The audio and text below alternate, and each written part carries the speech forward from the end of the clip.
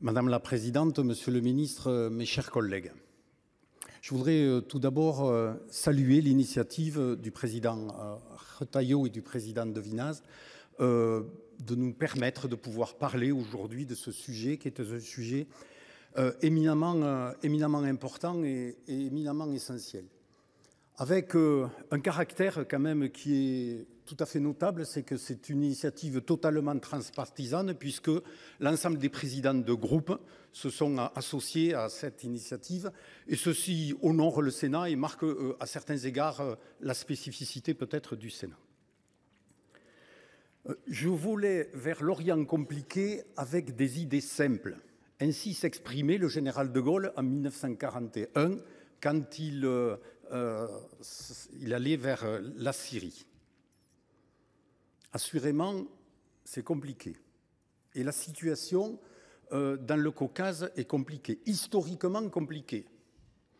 Parce que cette région s'est trouvée à la... comment dire à l'interférence, à la confluence, à l'endroit où se retrouvaient trois empires historiques, l'empire russe, l'empire ottoman, l'empire perse. Et il y a eu incessamment au cours de l'histoire des mouvements de population avec tout ce que cela comporte. La révolution soviétique et la création d'un État de Transcaucasie et puis ensuite la division en trois entités, donc Azerbaïdjan, Arménie, Géorgie, avec des sous-entités, n'a pas manqué de compliquer les choses.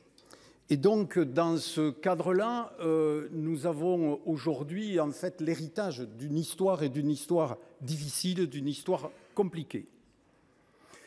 Par rapport à cela, je crois que nous devons aussi avoir en mémoire que, somme toute, tout n'est pas blanc d'un côté, tout n'est pas noir de l'autre. Il y a eu des transferts de population forcés dans un sens comme dans un autre au niveau de la profondeur historique des choses.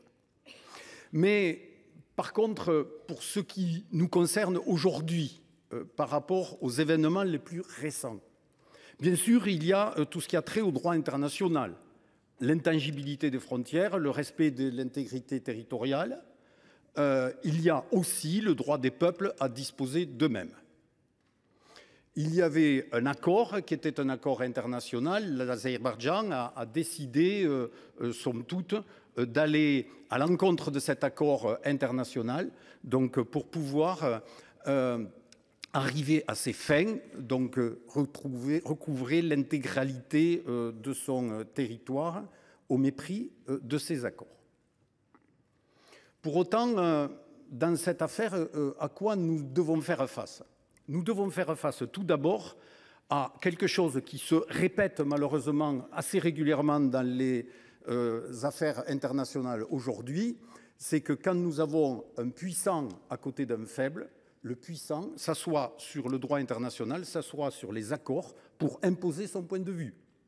C'est ce qui se passe en Ukraine au travers de l'action menée par la Russie contre l'Ukraine, mais aussi il y a d'autres endroits à travers le monde où il y a des signaux qui sont des signaux inquiétants. Monsieur le ministre, la semaine dernière, avec un de mes collègues, François Bonneau, nous étions au Guyana et dans la province de l'Essequibo, pour laquelle nous avons un autocrate, là aussi, qui est M. Maduro, qui veut essayer de lancer une opération spéciale contre un pays indépendant aux frontières internationalement reconnues, qui est le Guyana. Et par rapport à cela, nous avons cette triste répétition d'un certain nombre d'enjeux et d'un certain nombre de choses. Donc, pour ce qui a trait donc, à la situation spécifique du Haut-Karabakh, il y a donc une situation qui est une situation humanitaire tout d'abord, et ce en quoi la France doit s'engager, Monsieur le Ministre, c'est d'une part de demander la libération de tous les prisonniers politiques qu'il y a et que l'Azerbaïdjan retient, donc issus de l'ex-république autonome du Haut-Karabakh. et notamment les anciens dirigeants de celle-ci. Il y a un deuxième enjeu, et plusieurs l'ont souligné, qui est l'enjeu culturel, historique, parce qu'il y a des précédents de la volonté et de l'action menée par l'Azerbaïdjan pour essayer d'engager des actions pour effacer la mémoire. Cela a été dit, a été souligné. Et donc, la meilleure façon de stopper cela, même si on sait qu'il sera évidemment et a priori très difficile de demander et d'avoir la possibilité pour les Arméniens de revenir s'installer, puisque sur les 120 000 personnes qui vivaient au Haut-Karabakh, 100 000 ont fui, il ne reste plus que 20 000 personnes, eh bien, c'est qu'il y ait cette action menée par l'UNESCO pour faire un inventaire de tous les biens historiques, certains multiséculaires, pour faire de telle sorte qu'ils puissent être protégés. Et qu'en tout état de cause, si l'Azerbaïdjan mettait en œuvre, ou continue de mettre en œuvre, parce que ceci a déjà commencé, eh bien, ça ne soit pas quelque chose qui concerne que l'Arménie, mais qui concerne l'ensemble de la communauté internationale. Ça, c'est un élément et un enjeu important. Ensuite, il y a bien sûr la nécessité pour chacune et chacun d'entre nous de poser des limites vis-à-vis de M. Aliyev. Parce que si l'Arménie n'est pas une démocratie parfaite, elle est classée au 80e rang mondial au niveau du classement des démocraties, l'Azerbaïdjan, qui est au-delà de la 140e place, est une autocratie, très clairement.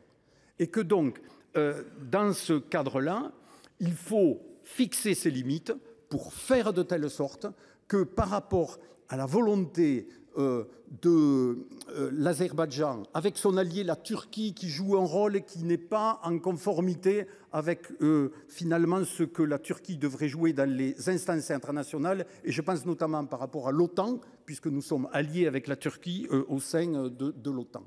Eh bien, pour ce qui a trait à la volonté de relier le territoire du Nakhitchevan à l'Azerbaïdjan par le couloir de Zangezur, eh bien, il y a un objectif et un élément sur lequel nous devons rester très fermes, c'est que le respect des frontières et de la souveraineté donc de l'Arménie est quelque chose qui ne peut pas être négociable et qui ne peut pas être négocié.